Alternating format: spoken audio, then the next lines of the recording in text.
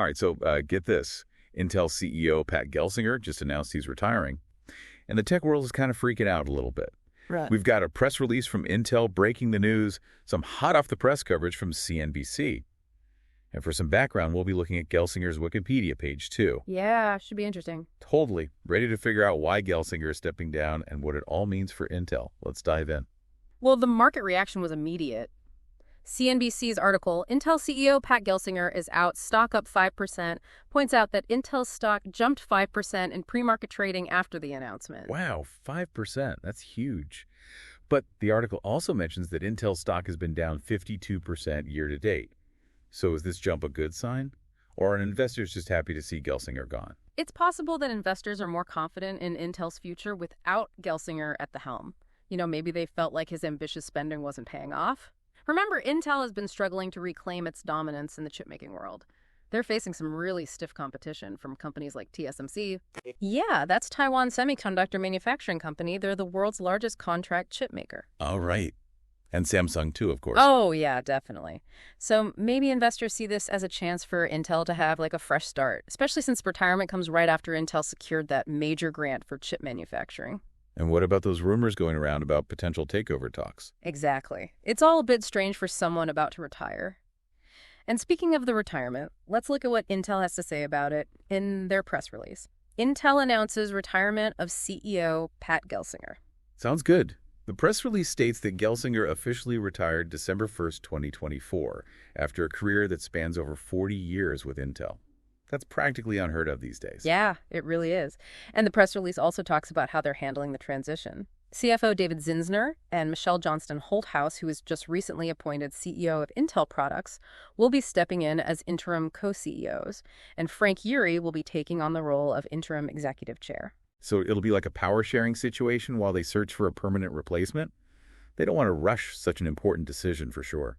To really understand this change, though, I think we need some more context on Gelsinger's time at Intel, don't you think? Definitely. That's where Gelsinger's Wikipedia entry will be helpful. Perfect. So his Wikipedia page lays out his whole journey at Intel. Yeah, he started there when he was only 18, became their youngest VP, served as CTO, and then he came back as CEO in 2021. Right.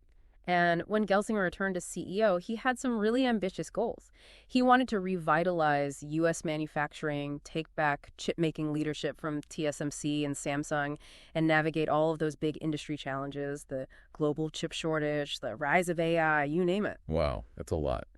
But it sounds like things didn't really work out the way he planned. Sadly, no. He faced declining market share, and investors were nervous about all the spending, and the quarterly results weren't exactly inspiring confidence. And the CNBC article, Pat Gelsinger, out as Intel CEO, really dives into all of that. It mentions those market share losses, the scrutiny from activist investors, those investors who try to influence a company's decisions, and of course those takeover rumors. Right. Remember when Qualcomm was rumored to be interested in acquiring Intel? Yeah, that would have been crazy. So Gelsinger's leaving Intel at what seems like a pretty critical time. They're smaller than they were, facing fierce competition, and they're in the middle of restructuring their foundry business. That's where they manufacture chips for other companies, right? Exactly. It's a huge part of their strategy to diversify and stay competitive. But this restructuring also makes everything even more complicated. They need a leader who can figure all of this out and plan for the future. So what kind of leader does Intel need now? And what does this all mean for the company's future direction? Well, let's talk about that next. Well, one thing that's interesting is how Intel is emphasizing their product group in their press release. Putting the product group front and center. Seems like a back-to-basics approach, right? Yeah, it does. And Frank Yeary, the interim executive chair, said, quote, "Our customers demand this from us, and we will deliver for them." So they're focused on their customers and making good products. It seems like that's where Michelle Johnston Holthouse comes in with her new role. She's the new CEO of Intel Products. That's a brand new position at Intel, right? It is. It looks like a pretty big change in their strategy. Her role covers all of Intel's main product groups, client computing data center and AI and network and edge. So they're bringing everything together under one person. Mm-hmm. What do you think that means? Well, it looks like they're trying to streamline their product strategy and be more unified, less internal competition and more collaboration. Makes sense. Yeah, It's probably been a little too spread out over the years. Seems like they're trying to simplify things. Yeah, I think you're right. The press release even uses the phrase a leaner, simpler, more agile Intel. That's very different from the approach they had with Gelsinger. Do you think this leaner and meaner approach is because of the global chip shortage? Oh, absolutely. The demand for semiconductors has been crazy, and Intel has been trying to keep up just like all the other chip makers. It's a tough situation for sure. So going back to the next CEO, CNBC's article, Intel CEO Pat Gelsinger is out, stock up 5%, talks about some qualities that analysts are thinking about. Yeah, one of the big ones is experience in the foundry business. Yeah, that makes sense since they're trying to be a major player in that market and manufacture chips for other companies.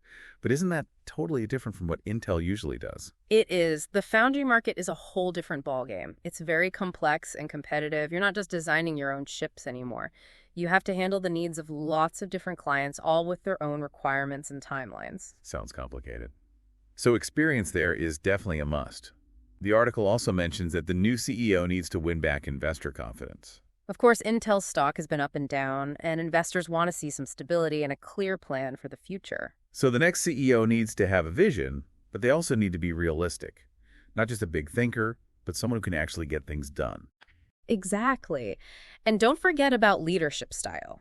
Intel is a huge company with employees all over the world. They need someone who can handle internal politics, encourage innovation, and inspire people to get on board with this new direction. It's not just about the chips, it's about the people too, right? Absolutely. The next CEO needs to have technical expertise, business smarts, and the kind of leadership that can bring everyone together. All this is really fascinating. But how might these changes at Intel affect the technology that people use every day? That's a great question. Think about it. Intel's chips are everywhere. They're in our laptops, smartphones, the data centers that power the cloud, everything. The decisions they make about manufacturing product development, even this foundry business, it all has a ripple effect throughout the whole tech industry. So basically, the next time you're using your phone or computer, what's happening at Intel is affecting the future of technology. It's true. Even the most complicated industry news can affect our daily lives. I noticed something interesting in Gelsinger's Wikipedia entry. It mentions that he received an honorary doctorate of engineering from Ohio State University in 2022. Oh, yeah. Why do you bring that up? Well, I was thinking about how Intel is building that huge new chip manufacturing facility in Ohio. Ah, I see what you mean. It shows Gelsinger's legacy, his push to bring back U.S. chip manufacturing.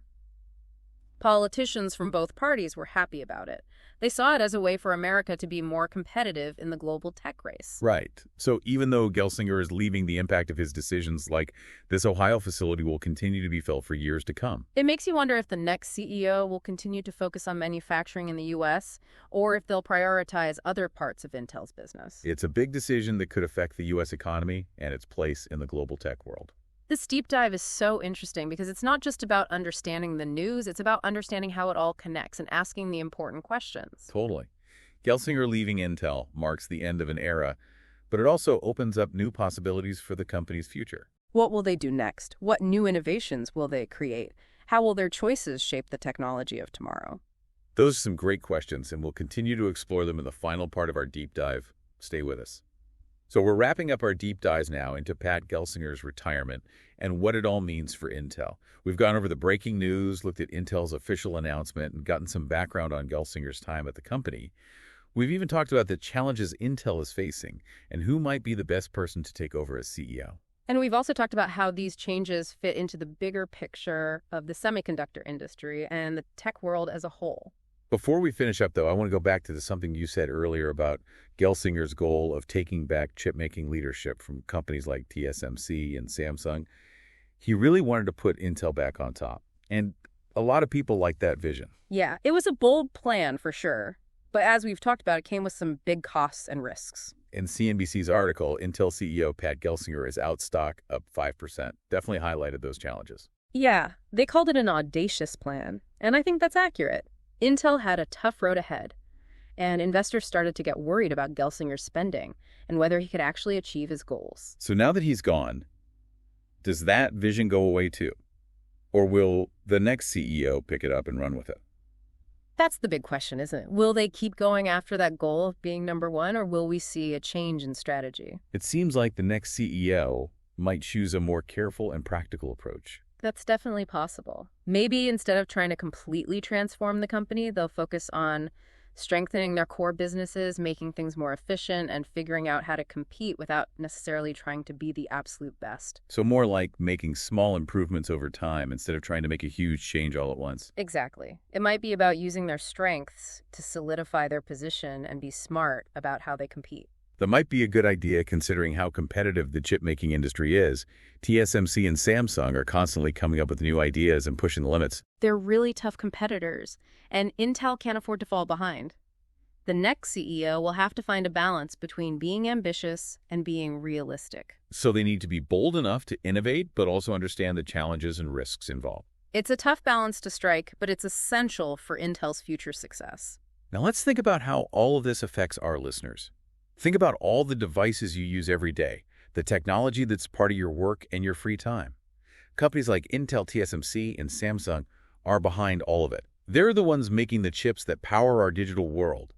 Their decisions, the leaders, they choose the paths they take it all, has a huge impact on our lives. The tech world isn't some far-off thing. It's connected to everything we do. So as we wrap up our deep dive into Intel, we want you to think about this.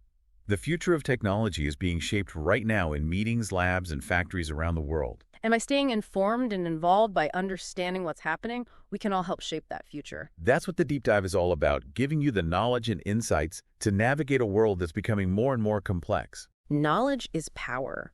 The more we understand about what's driving technological change, the better prepared we'll be to take advantage of the opportunities and face the challenges of our digital future.